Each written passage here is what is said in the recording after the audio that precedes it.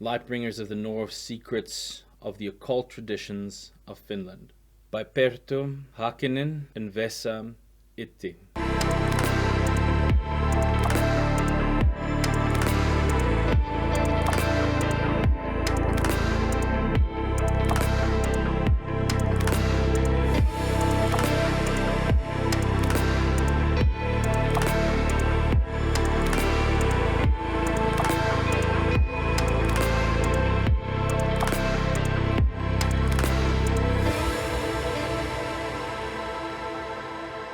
So this quite new book is not brand new in the sense of it's only now been re-released, I believe, on the 12th of July 2022.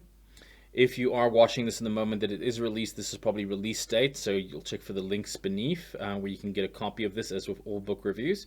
And there will be an interview with the author in this Thursday of the release.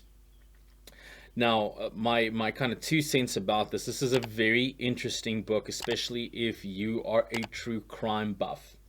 So if you're somebody that loves the storytelling components of the occult and the myths and those little kind of phenomena, experiences, and personality, as well as somebody that enjoys the history and learning obscure facts and ideas, you're going to enjoy this. If you're somebody that's looking for an insight into the secrets of Finland's magic as a practical thing, you're probably going to miss out on a couple of things. However, if you are an astute psychologist, you'll probably find a lot of interesting ideas. However, I will say that this is a blend. In other words, there are a couple of practitioners here that are just kind of, they're not the kind of people that you would ever want to emulate in any way. They're quite deplorable in terms of their life and their choices and their endings. And there are others that are interesting, and you can see the interesting development and the contributions that they made that do give interesting ideas and that are quite fascinating. And then there are like leftists and rightists.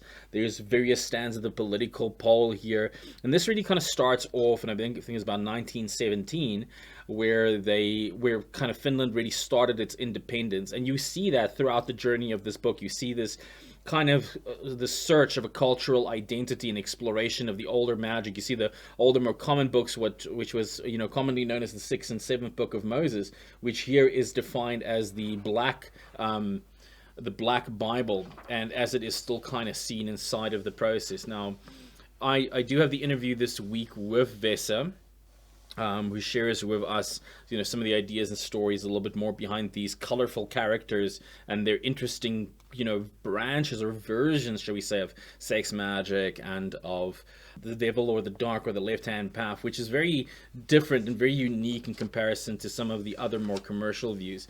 However, his original co-author inside of this, Perttu, is no longer with us, and he's unfortunately not alive to see the release of this work in English. But this has really kind of given quite a lot of growth and experience, and really kind of helped to fuel or feed the kind of cult scene very much that side.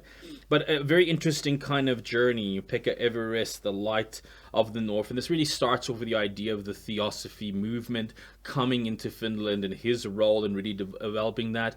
And it was also one of his choices, and it's also kind of like, I believe, where this title kind of stems up from, Light of the North and North, because you see that in the description as well with H.P. Blavatsky's The Light Will Come from the North. And this was during a conversation or a transcript, I forget, between Pekka and someone else, where it was claimed, because he was such a devotee of Theosophy and bringing it into Finland and helping it expand, where she claimed that the light will come, that will be a dormant side, and then the light will come from Finland, and that is the light bearers of the North. So pretty much an exploration of the Theosophical, because Theosophy seemed to have one of the strongest influences throughout these stages. We also see, besides these other black magic grimoires, orders like Thelema and other magical practices and things like that. But then again, also very much its own, very unique and out there kind of manifestations.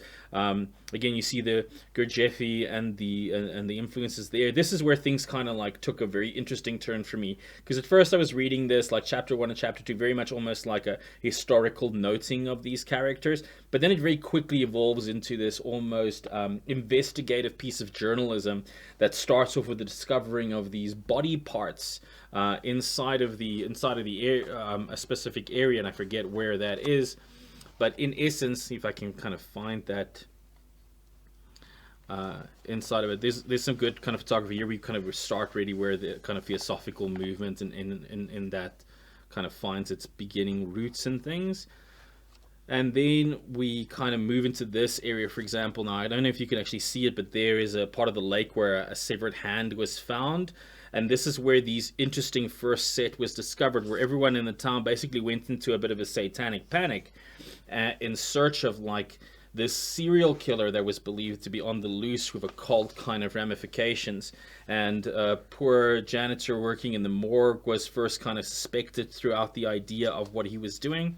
And that journey then very quickly kind of evolves because it turns out that it wasn't the janitor, you know, as the old kind of, you know, it was the chef in the with the candlestick in the other room kind of adventure happens, and it's really much that kind of taste. But then we very quickly evolve how the police kind of get involved, how the situation becomes quiet, and then later on more body parts get found inside of this experience, and that then ends up revealing what the chapter is called the Warlock Kaliso. I might be pronouncing that incorrectly, but in essence what we then kind of very quickly discover are these unique characters. And I think I'm going a little bit too far, but what ends up happening is it's this very impoverished area, so it was not very high educated people that then kind of came to the front. There they are. And what happened is, so I believe this the warlock as he was refined to, but these were very kind of like, you know, dock workers. They're very kind of base entry people. You see some of the corpses that were mutilated, and what ended up happening was that these were, and you see that here in this picture. Again, I don't know how clear you can see it in the camera, but that's a complete excavation site of the cemetery. And these are one of these older kind of cemeteries, and really what you ended up having was these people took the message from the Black Bible so seriously, and the one individual started claiming these clairvoyant message, which basically led them to start mutilating corpses. And they mutilate something over 51 different corpses, you know, for the sake of this magic, when it was first like a battle of justice for the poor, and then turned into a complete internal battle. And many people would claim these things of, you know, how it was just poor educated stuff, but they were interesting things because they even share like the police reports. And in that, where one of the cases where this Kalio individual was essentially healing and doing healing, but basically doing it for free, just as service, not to try and kind of get anything else. Even though the reason they were doing these mutilations was they believed this one river or lake had a secret treasure in, and that was how they were going to kind of get the magic out, which obviously never happened. But inside of it, some of the people, one individual claimed, and this was part of the police testimonies, claimed that Kalio healed her, but he said to her, if she tells anybody, it'll come back, it will reverse. And she claimed that she was completely cured of the pain, and then she couldn't help but share her excitement. The moment she shared her excitement, the pain came back. So there's these little kind of interesting things that kind of put you in that place of, you know, are they just madmen, or is there something more behind that?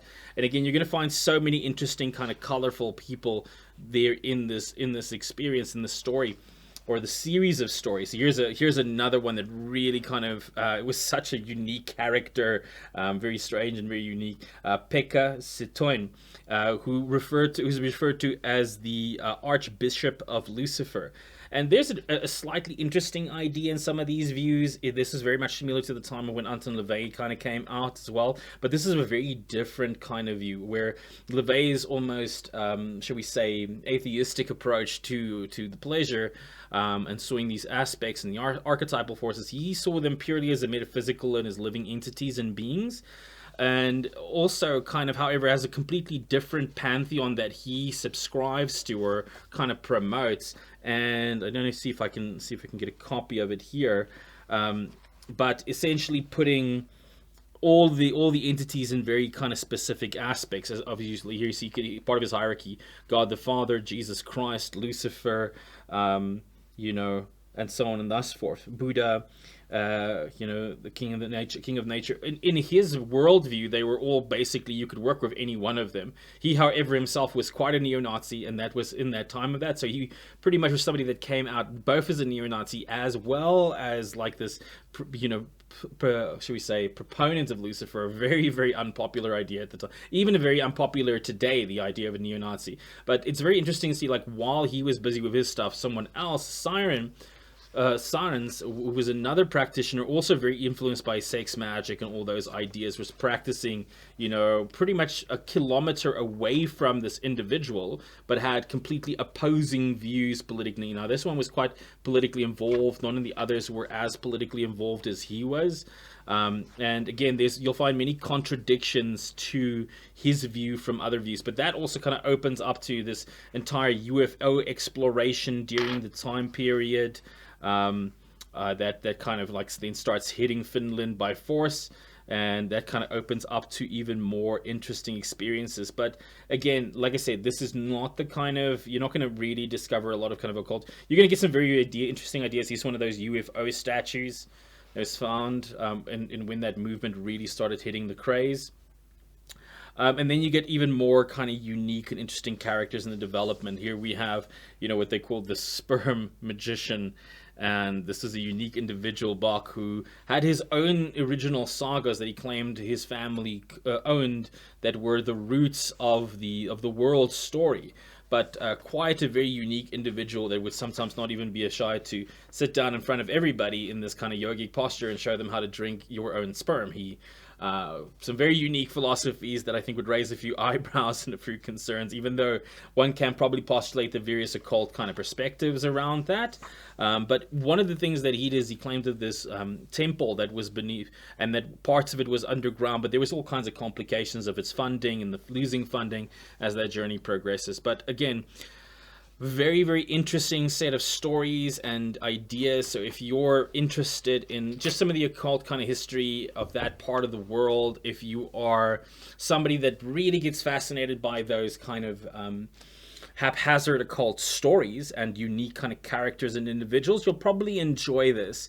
If you are somebody that's a more astute occult scholar, you're looking for more insight, maybe a secret magic technique, you're probably not going to find anything like that. But if you're looking for some passive, interesting reading, just randomly of unique characters and different occult practices and evolution, especially if you are in that part of the world, you might find this quite an interesting set of stories to kind of capture the imagination with for a bit.